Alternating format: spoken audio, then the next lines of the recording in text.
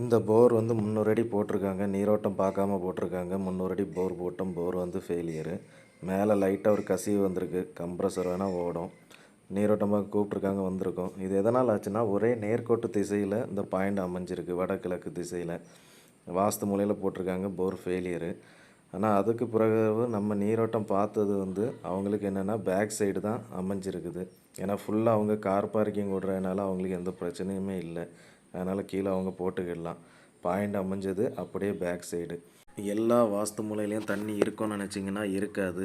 நீரோட்ட திசைகள் பூமிக்கு அடியில் எப்படி அமையுதோ அதை பொறுத்து தான் அமையும். இப்போ இவங்களுக்கு என்னென்னா வடகிழக்கு திசையில் வந்து எந்த ஒரு நீரோட்டமும் இல்லை. அப்படியே அவங்க இடத்துக்கு பேக் சைடு தான் அமைஞ்சிருக்குது.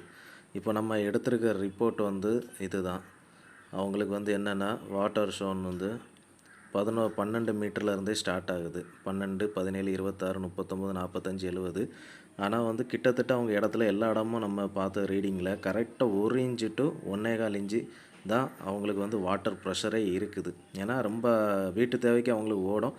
ஒரு நீர்மூழ்கி மோட்ரு போட்டாலும் தாராளமாக ஓடும். மணிக்கு வந்து ஒரு 3000 லிட்டர் தண்ணி அவங்க தாராளமாக எடுத்துக்கிடலாம்.